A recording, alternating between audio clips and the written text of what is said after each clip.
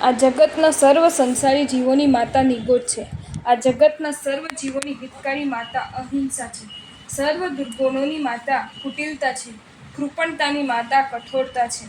વિશ્વાસઘાતની માતા કૃતજ્ઞતા છે. પાપોની માતા હિંસા છે. ધર્મની માતા યત્ના છે. સંયમીની માતા સંમિતિ ગુપ્તી છે. તો અનંત તીર્થંકર ભગવંતોની માતા કરુણા છે. દરેક તીર્થંકર ભગવંતોના શરીરને જન્મ આપનારી માતા ભલે અલગ અલગ હોય છે. ઋષભદેવની માતા મરુદેવા છે, તો નેમનાથ ભગવાનની માતા શિવાદેવી છે. પાર્શ્વનાથ ભગવાનની માતા વામાદેવી છે, તો પરમાત્મા મહાવીર દેવની માતા ત્રિશલાદેવી છે. પણ ભૂતકાળમાં થઈ ગયેલા, ભવિષ્યમાં થનારા અને વર્તમાનમાં વિચરી રહેલા દરેક તીર્થંકર ભગવંતોની ભાવ માતા તો એક જ, કરુણા. આ જગતના સર્વ જીવો પ્રત્યે એમના હૃદયમાં ઘૂંટાતી રહેલી કરુણા ભાવનાએ જ એમને પૂર્વના ત્રીજા ભવમાં તીર્થંકર નામ કર્મની ભેટ ધરી દીધી અને એના ફળ સ્વરૂપે કાં તો વૈમાનિક 12 દેવલોક, 9 ગ્રેવ્ય કે 5 અનુત્તરમાંથી અથવા તો પ્રથમ 3 નરકમાંથી એમનો આત્મા ચેવીને માતાની કુક્ષીમાં પધારે. રાજ્યાદિકનો ત્યાગ કરીને, સંયમ જીવન અંગીકાર કરીને, અપ્રમદ ભાવે સાધના કરીને, ઘાતી કર્મનો ક્ષય કરીને કેવળ જ્ઞાન ઉપાર્જ્યું. તીર્થની સ્થાપના કરીને અનેક આત્માઓને પ્રતિબોધ કરીને એ સૌ માટે ભવોદધિજ યહાજ બની રહે. નવ કનક કમલે પાય ઠપતા વિચરતા પૃથ્વી તલે તું ભવ્ય રૂપી કમલ વનને ખીલવે પ્રવચન બને. તું જ દેશનાથી જે થયા પ્રતિભૂત તે અતિ ધન્ય છે. ત્યારે તમોને જેમને જોયા છે તે ધન્ય છે.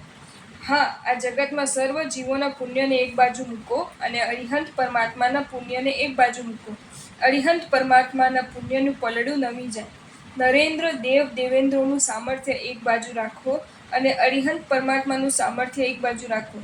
અરિહંત પરમાત્માનું સામર્થ્ય વધી જાય.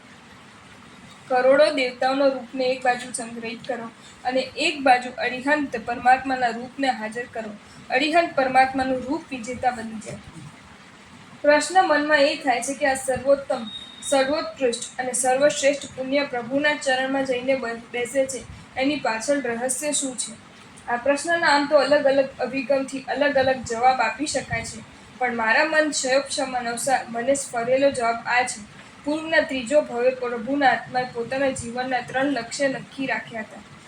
પહેલું, મારા પર આવતા દુઃખોને મારે માપવા નથી. મારા જ પોતાના અશુભ કર્મો વિના જ્યારે મારા પર દુઃખો આવતા જ નથી અને જે પણ દુઃખો આવે છે એ જો મારા જ પોતાના આત્માએ બાંધેલા કર્મોનું ફળ છે, ત્યારે એ દુઃખોના સમયમાં મારા પર આટલા બધા દુઃખો કેમ એ વિચારવાનું મારે ક્યાં રહે છે? ટૂંકમાં, કર્મો બાંધતી વખતે જો મર્યાદા બાંધી નથી તો કર્મો ભોગવતી વખતે મર્યાદા નક્કી કરવાનું મારે ક્યાં આવે છે? હા, પ્રભુના આત્માનો આ દ્રઢ નિર્ધાર હતો. દુઃખો જે પણ આવે ત્યાં હાથ આટલા બધા દુઃખો કેમ? આ વિચારને કોઈ જ સ્થાન નહીં. દુઃખો જે પણ આવે, જેટલા પણ આવે, જેમના પણ તરફથી આવે, એ તમામ દુઃખો પ્રત્યે કોઈ જ ફરિયાદ નહીં. તમામ દુઃખોને સહજ સ્વીકાર. બીજો, આ જગતનો કોઈ પણ જીવને મારે દુઃખો આપવા નથી. ચાહે મને કોઈ ગાળો દેશે કે મારું અપમાન કરશે, મને કોઈ બદનામ કરશે કે મારું કોઈ ભોજન આંચકી લેશે, મારા પગની નીચે કોઈ ચૂલો સળગાવશે કે મારું ખૂન કરી નાખવા કોઈ પ્રયાસ કરશે.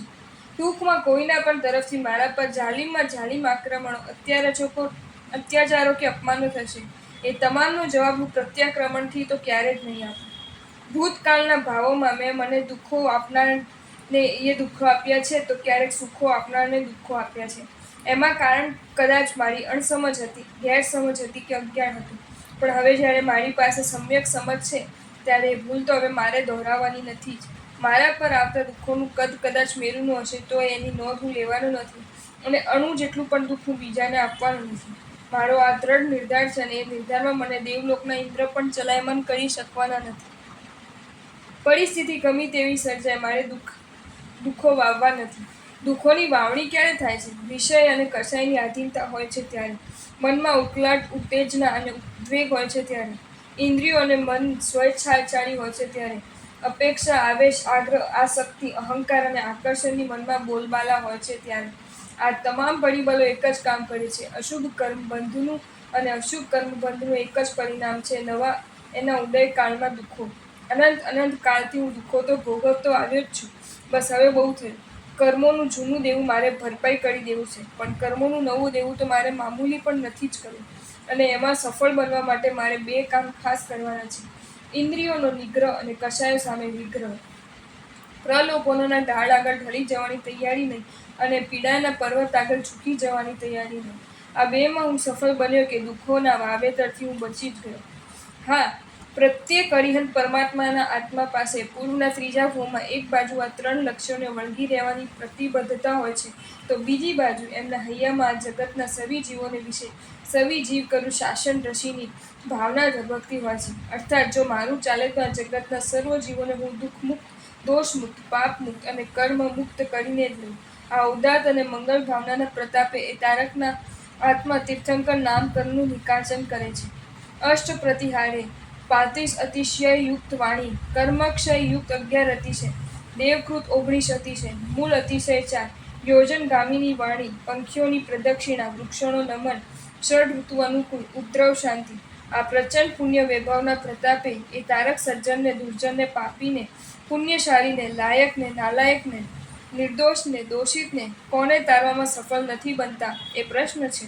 આ જ કારણસર એ તારક માટે મહાગોપ મહામહાન કહીએ નિર્યામક સત્વા ઉપમા એવી જેને છાજે તે જીમ નમ્ય ઉત્સાહ આવા વિશેષણો વાપરવામાં આવ્યા છે. પ્રશ્ન મનમાં એ થાય છે કે તારકની ઉપાસના જો આપણે કરવા માંગીએ છીએ તો આપણી પાસે કઈ મૂડી હોવી અતિ જરૂરી છે? આ પ્રશ્નના જવાબમાં એટલું જ જાણવું છું કે 3 મૂડી આપણી પાસે હોવી અનિવાર્ય છે. પહેલી, અનંત શ્રદ્ધા. જીન ભક્તે જે નવી થયું તે બીજાથી નવી થાય આ શ્રદ્ધા. જે નાથ છે 3 ભુવનના, કરુણા જગે જેની વહે, જેના પ્રભાવે વિશ્વમાં સદ્ભાવની સરણી વહે. આપે વચન શ્રી ચંદ્ર જગને એ જ નિશ્ચય તારશે આ શ્રદ્ધા.